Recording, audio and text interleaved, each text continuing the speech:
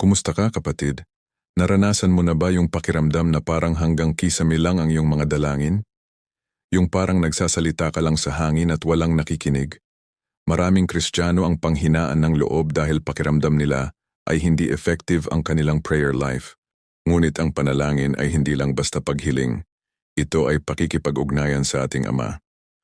Sa video na ito, hihimayin natin ang 5 biblikal at epektibong paraan upang mas mapalakas at maging makapangyarihan ang iyong pakikipag-usap sa Diyos. Makinig kang mabuti, dahil ang mga aral na ito ay maaring magpabago sa iyong espiritual na buhay. Una, manalangin ng may pagsisisi at malinis na puso.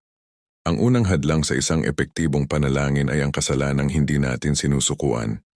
Sinasabi sa awit 66:18, "Kung nag-ingat ako ng kasamaan sa aking puso, hindi sana ako pinakinggan ng Panginoon." Bago tayo humingi ng kahit ano, lumapit tayo ng may pagpapakumbaba.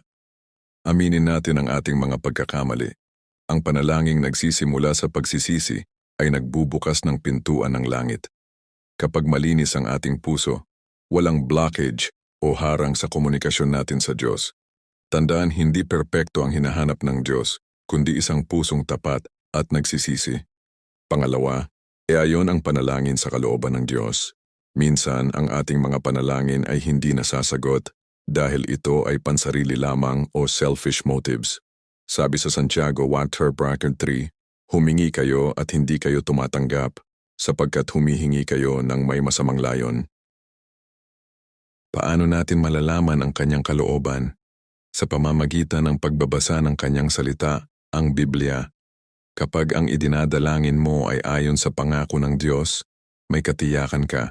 Sinasabi sa Werner Juan Pingba, Partina 15, mayroon tayong kapanatagan sa Kanya na kung tayo'y humingi ng anuman ayon sa Kanyang kalooban, tayo'y dinidinig niya.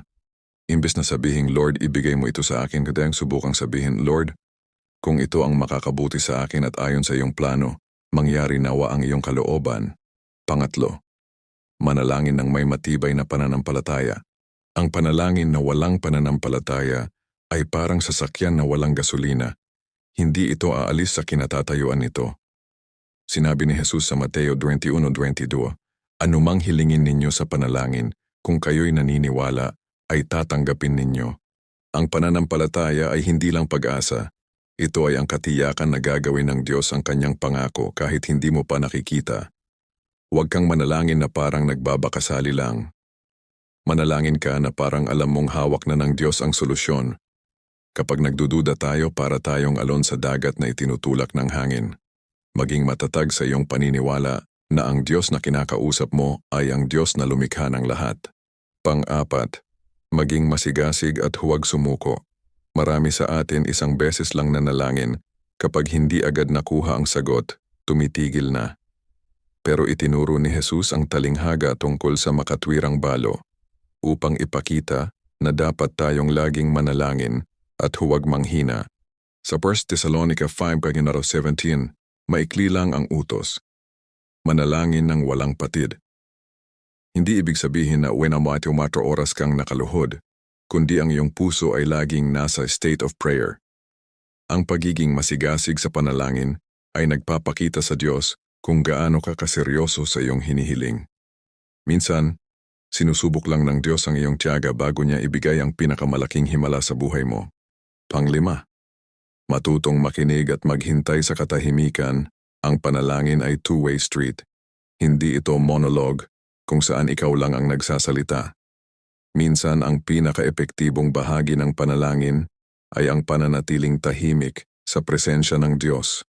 Sabi sa awit 46:10, "Tumahimik kayo at kilalanin ninyo na ako ang Diyos."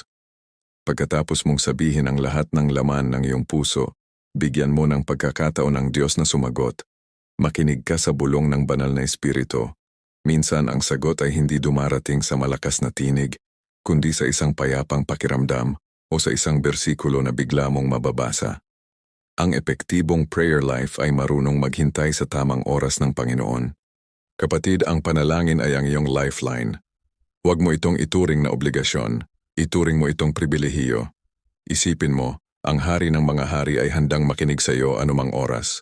Huwag kang mapagod lumapit sa kanya, Kung susundin mo ang 5 paraang ito, pagsisisi, pag-ayon sa kanyang kalooban, pananampalataya, pagtitiyaga, at pakikinig, makikita mo ang malaking pagbabago hindi lang sa iyong sitwasyon, kundi sa iyong buong pagkatao. Ang Diyos ay hindi bingi. Naririnig niya ang bawat bulong at nakikita niya ang bawat luha.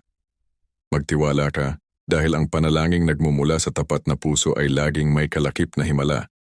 Sana ay nakatulong ang video na ito upang mas mapalalim ang iyong relasyon sa ating Panginoon. Kung na-bless ka sa content na ito, paki-subscribe naman po at i-share ang video na ito sa iyong mga mahal sa buhay para maging inspirasyon din sa kanila. Maraming salamat sa panonood at naway mapuno ng kapayapaan ang iyong buhay. To God be the glory.